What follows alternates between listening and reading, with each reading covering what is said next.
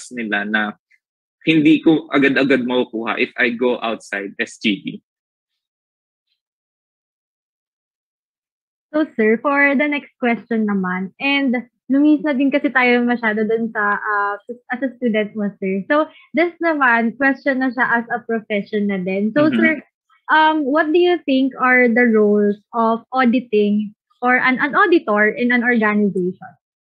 So I think the first one is for compliance. Kasi syempre, sabi ko nga, may mga governing bodies na nagre-require ng audit report from the auditors. So the role of auditor is to provide audit report for the clients to comply on their needs. The second one is decision making. Since auditors provide reasonable assurance that financial statements are reliable, or the data or the financial statement balances are correct, so they can decide well on what to do next for their businesses and for the users of the financial statements as well, especially investors. If they feel comfortable because they see that the statements are being audited by third-party auditing firm, so they can go and decide if they will be investing for that client. And then the next one is process improvements, because auditors provide suggestions. They also have findings on the significant material deficiencies na kailangan na ipaalam sa mga clients. So in that way, the clients are aware of what are the material deficiencies or control deficiencies they have within the organization as well. So in that way, they do some process improvements for the betterment of their processes and financial reporting. And sir, with regards to that naman, since ayun, may experiences ka na po when it comes to auditing, naisip mo din po ba, sir, na syempre, nagdumaan din po kayo sa pagiging student, naisip niyo din po ba makapagturo or maging as a professor po ng mga students ngayon, and the subject would be auditing? Yeah, actually, ngayon kasi most of the colleges are requiring instructor to have the MBA first before they can teach. So, pero I am considering it in the future because parang dati kasi gusto ko rin yung way na I'm the teacher and I'm teaching the young students on my experiences and to share my knowledge to them. So I'm not closing my doors for that opportunity. Ayun, sir. So, good luck naman dyan, sir, sa gusto mo na din mangyari. And I'm sure, kapag naman nagka-student ka, naririnig din kita, sir, kung how you talk. So, parang nakaka-absorb kasi siya. So, nakikita ko din na when makapagturo ka na po in the future, siguro mag-e-enjoy din yung mga students mo. I'm afraid, graduating na po ako. Hi, thank you for that, and congratulations for you. Sayang po. Di mo kita magiging professor, pero I'm really sure na ma-enjoy ng mga students mo, sir, yung pagtuturo mo once you become their professor. So, sir, sana. So, sir, eto naman, just a question from someone I know, kasi nag-PM po siya sa akin, siguro na nagumuguni-guni din sa kanya tong tanong na to. Ang tanong niya po kasi, sir, why is there a need po ba para gumawa ng time budget for auditors, especially during fieldwork? Yeah, actually, kapag auditor ka, hindi lang kasi isa yung client mo. Diba? Siguro, isa lang yung deadline nila kasi April 15 is the deadline of most of the clients, diba? Pero in terms of managing your time, I think it's a good suggestion for auditors that they can have the time budget or they're planning their time for the busy, especially during busy season, kasi they will be doing audits of different clients at the same time. So it's good na meron silang allocation of time. For example, for the week, how much will I render for this specific client? And actually, ngayon, hindi na siya ideal na ikaw na yung gagawa. Actually, meron ng system yung mga auditing firms ngayon na they are allocating a staff for the number of hours for specific client. Let's say two clients, you're allocated 20 hours for first client and 20 hours for the second client. So, pero maganda pa rin na meron kang sarili kahit nasabihin na meron ganon sa mga auditing firms right now. Okay, so for this one, sir, marami pong nako-curious. Ano-ano po ba yung mga skills na needed in order para ma-enhance po yung audit journey po nila, or yes po? Okay, so I think the first one is, yun nga, communication skills. Kasi we as auditors, we are always communicating issues and concerns. We're doing procedures directly to our clients. So it's good na meron tayong magandang communication skills. The second one is siguro the teamwork. Kasi we're doing audit within the team and we have team doing the audit for specific engagement. So maganda rin yung kung na-enhance natin yung ganong skill natin, we're able to communicate well our concerns to the partners, to the managers. At the same time, we can resolve issue on time. Then the third one siguro is learn how to invest for yourself. As auditor kasi, once you are a CPA, so do not stop on being a CPA and do not be comfortable that you know already because you're a CPA. Because learning never stops if you are an auditor. So lahat ng knowledge and lahat ng engagement, explore natin. Not just we are being paid to do the service. Kaya dapat kapag nag-audit tayo, minsan medyo corny pero sinasabi ko, isinasa puso kasi marami tayong matututunan talaga sa audit. And the feeling out, pag umalis ka na ng auditing firm and you have a lot of experience in audit, I think you are very confident enough kung ano man yung mapuntahan mo. So, sir, when it comes to that naman, sir, syempre nag-work ka po as an auditor in a company, in a certain business company. So, sir, na-consider mo ba mag-work as an auditor sa government naman po? So, sa government, yes nga, sabi ko sa'yo, ako naman, I'm not closing any opportunities outside audit eh. So, as long as I can do it and I'm very comfortable na kaya ko. Actually, sa government kasi, hindi ko alam, to be exact, kung ano yung mga process nila doon and how they do the audit on their own. But just to learn it and give me an idea, siguro, I can consider it for 1 to 2 years lang. Kasi I really love my work as an external audit for private companies. So, ayun, sir. Since napakita mo din na how you love your work.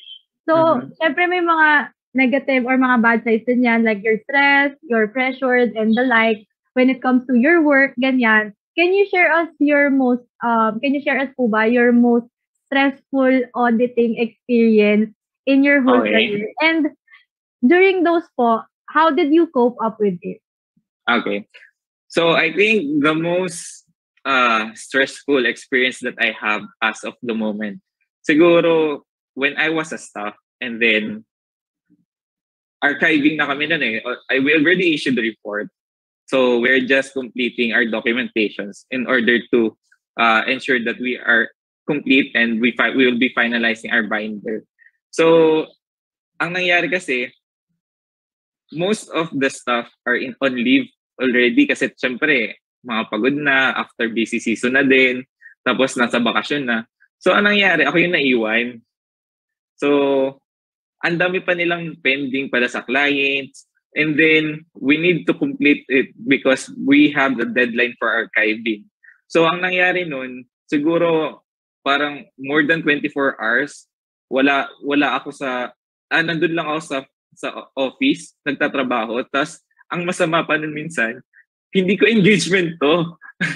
So, ang tendency, I'm doing it for them. Tapos, hindi ko alam kung paano i-resolve. Pero, lucky din naman, nandun yung manager. So, we're doing, parang nangyari one-on-one kami doon. Tapos, I'm helping others na rin kasi they're on their deadlines na doon. Okay. So, sa ganung experience mo po, sir, stressful, meron po kaming follow-up question po dito. Ano po yung pinaka-importanting lesson na na-learn mo during your auditing career po, sir? So, I think important lesson na natutunan ko, syempre, as auditors, we are exposed on so many adjustments kasi we're giving adjustments dun sa mga clients natin. So I think, ang natutunan ko is, as a person, you should know how to adjust them in different kind of situation. Kasi hindi lahat ng plano natin is nangyayari as we plan. So, in actual scenario, darating yung time na we need to adjust. And that adjustment is not for not to worsen the situation. It's the adjustment to help us to explore more and resolve the issue. So for that question naman, sir, ito naman kasi 'di ba, malapit na yung audit season sa Pilipinas and sa lahat ata. And sir, paano ka naman nagpe-prepare when it comes to audit season? Parang piniprepare mo ba yung sarili mo when it comes to sleep and the like? Yeah, actually, here in LG Pen Company, especially on my team, since I'm working for international clients and doing audit support for US clients, I'm not a fan of OT overtime. So that's why proper staff allocation is good at this time so that we can avoid overtime. So sir, di ba sinabi mo na din yan kanina, and we are still in the middle of pandemic. Pero nung mga una-una pa, syempre hindi pa po tayo nakapag-adjust fully sa pandemic. So sir, nung unang beses na nagkaroon ng pandemic and lahat naging sobrang restricted, halos lahat, how did you adjust to that? And paano nyo po siya nalusutan or na-solve yung mga problems na na-acquire po within those times? Yeah, actually, nung nag-start kasi yung pandemic, I actually starting to build my team here in the Philippines and to start working for a US SEC-registered company. And then the major problem that I have before is if I was in Metro Manila during that time or during the start of the pandemic, hindi ako makaka-uwi sa amin dito sa Lipa. So that's my major concern. But in terms of work, I don't think I have a very difficult time to adjust because I'm working remotely din kasi because my clients is in the US. So siguro ngayon, during this time, ang problema namin is how can we ensure that staff are always in the office and we can manage them here in the office because every time we can have different restrictions. So we cannot expect na yung bukas same restriction sa ngayon. So in that case, we will be adjusting again. That's why I'm telling everyone that adjustments is a very important lesson that I learned here because every time na meron tayong different situations na mangyayari, we need to adjust. So sir, with regard to that naman, in connection to that, kasi may question din po nag-PM sa akin. Ang tanong niya po is, how do you distinguish between auditing prior to the pandemic and auditing during the pandemic? Is there any auditing alternative form to maintain audit reliability despite government restrictions? If so, can you name some of it? So I think the major difference of the audit before and after pandemic and during pandemic is the field work and the availability of staff in the office. So kapag kasi nasa nung wala pang pandemic and nasa office ka, data are very secured kasi nasa office ka compared on doing the audit outside the office. So ngayon nung nag-pandemic, most of the staff are working at home. So how they can ensure that the data are secured using their internet in their offices, in their home. So ayun, yun yung major challenge na meron bago sila mag-decide kung papayagan nila na mag-work from home lahat. Pero syempre, wala silang option dahil nga if they cannot allow the staff to go to the office during pandemic and work in the field work. So they decided to ensure na lang na data are still secured even though the staff are working at home. So sir, ito naman next question from Minbed. For your knowledge naman po sir, what do you think are the difference between regulatory or statutory audits and performance audits? So I think a statutory audit is, let's say you are doing the statutory audit for a specific client. And then when it comes to performance audit, you're auditing something in terms of the performance level. So there's no such big differences in terms of it, because you as auditor, you're providing audit report to give reasonable assurance for your clients. It just difference on the level of the audit you're performing and the client that you are engaged with. So sir, eto naman, may nagtanong ulit. Ang dami nag-PM sa akin, pero super curious po kasi sila. Siyempre, it comes to auditing, sobrang related po sa courses, ganyan. And ang tanong niya naman po sir, eto, parang, how would you handle giving client feedback that might be difficult to hear?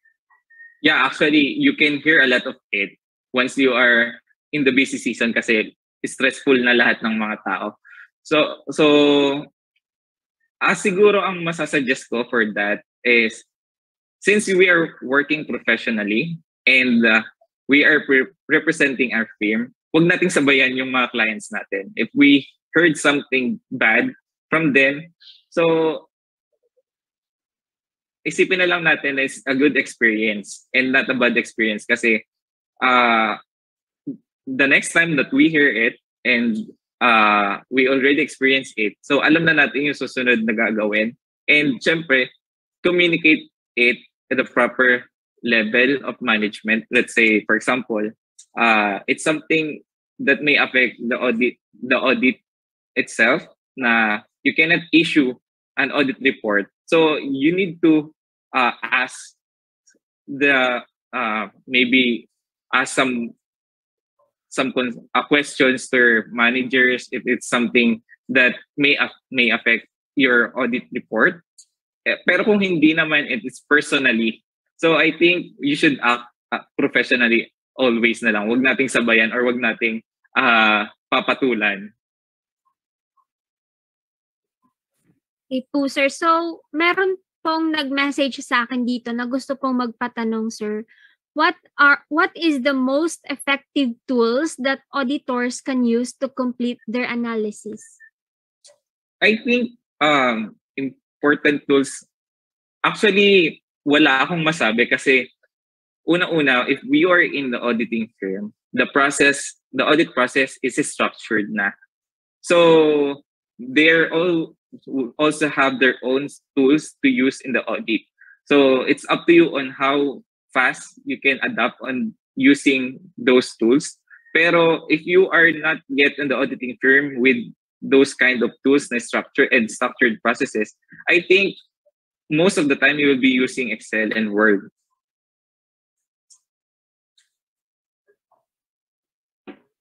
Okay po, sir. So, ito po, marami pong naghihintay ng sagot sa tanong na to.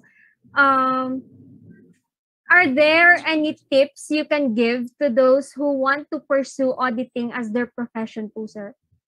Okay. So, siguro one of the tips that I can say for now is, first, graduate no matter what struggles in life you have. Kasi kahit financially ba yan or kung anumang problema, walang mahirap na bagay if we are aiming for the best in the future.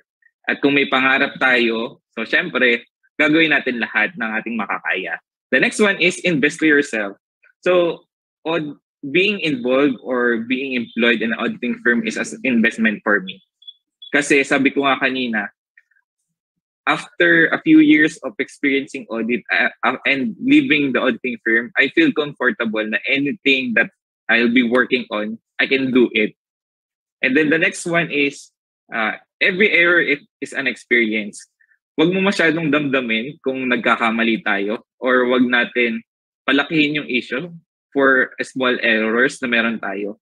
Let's say, or let's think na yung mga error na to is part of our growth and development na dadalahin natin hanggang saan man tayo pumunta. Then the next thing is, learn to say no. When you're in auditing, you will be exposed in different engagement and different clients. So may times talaga na dahil, for example, you're performing well, you may be experiencing to be allocated for more clients compared to the other. Pero if you think na you can do it because you are already overloaded, then learn to say no. Then the next thing is, ask if you don't know. Kasi syempre, wala namang tao na alam na lahat ng bagay. And mas maganda rin na as staff, you should be asking if you don't know. Kasi it's a way on how to experience something and to learn something. And kami, as for example, as partner managers, hindi kami nagugulat ng staff nagtatanong. Actually, we're very happy if they are asking because sa audit kasi mas mahalaga if you are answering why in every transactions or every step that you are doing. And that why will answer not just through your own experience. Minsan kailangan mo ng someone to help you to answer all your questions. Then the last one is be honest all the time. Actually, this is something that I can relate with because most of the time when I was staff, they're asking or the managers are asking, nagawa mo na ba yung procedure na to? And then, minsan, since I am, parang minsan, ang pangit din for me, yung feeling na they are expecting me to finish all the documentations and then they are asking already to me. So, minsan sasabihin mo, tapos mo na pero hindi naman.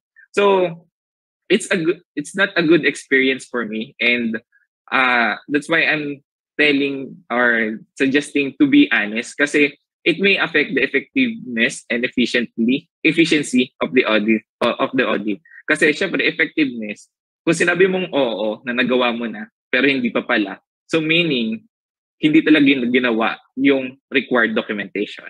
And efficiently, kasi for example, na-discover siya during the last part of your audit and you do not have enough time to complete it. So minsan, no over budget yung time na nagugugol natin to complete the audit. So I think that would be the last set of questions from us, sir. Ayan. So in behalf of my team, ayan, thank you for those helpful lessons, sir. Sobrang ang dami din naming narinig kanina. Siguro mamaya ko siya hihimay-himayin. Pero for now, ang dami ko pong narinig sa inyo. And actually, nakaka-inspire siya. And parang, syempre as a student, natatakot pa rin po kami pumasok sa professional world. Kasi iba yung magiging environment nun as a student and as a professional. Pag as a student po kasi, yung iba minsan spoon-feed pa.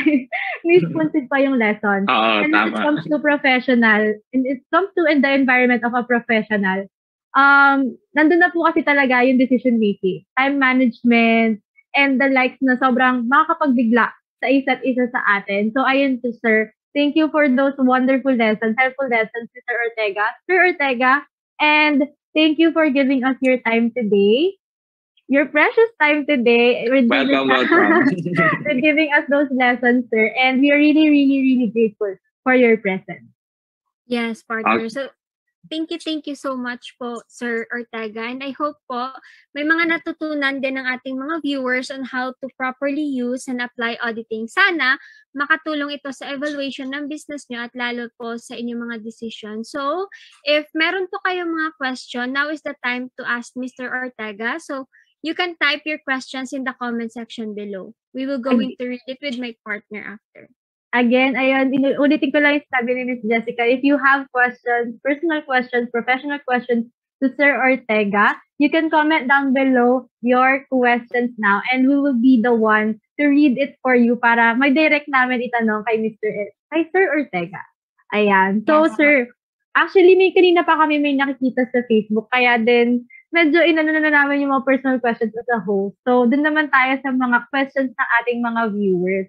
So first, sir, this comes from Miss Denise and Luis Abasta. Her question is, under what circumstances will the auditor give a qualified opinion in a review engagement? So, you mean unqualified, right? Yes, sir. So, okay.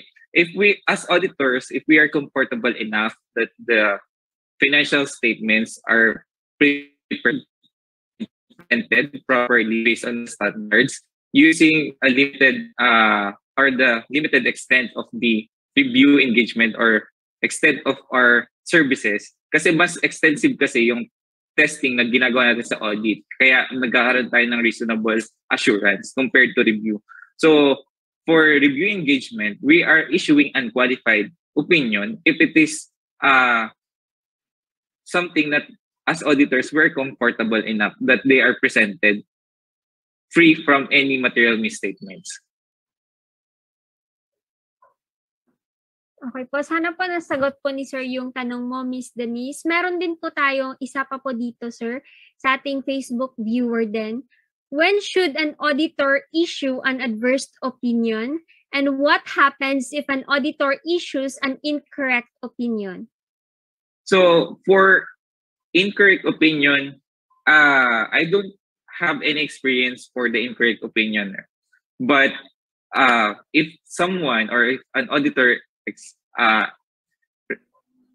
issued an incorrect opinion, it's a big issue in the future, especially if it is for compliant purposes. So magkakaroon to ng malaking issue for the businesses and the auditors as well, especially on the reputation of the auditing firms that they are involved with. So for adverse opinion, so ini-issue yung adverse opinion if totally hindi talaga kayang makapagbigay ng good opinion. Hindi determine yung auditor if the financial statements are presented properly and free from material statements, because the clients are not coordinating and cooperating to the auditors. Ayan po, sir. So may nagtanong din po dito sa ating Zoom meeting. Galing po kay Miss Natalie Grace Bongalon.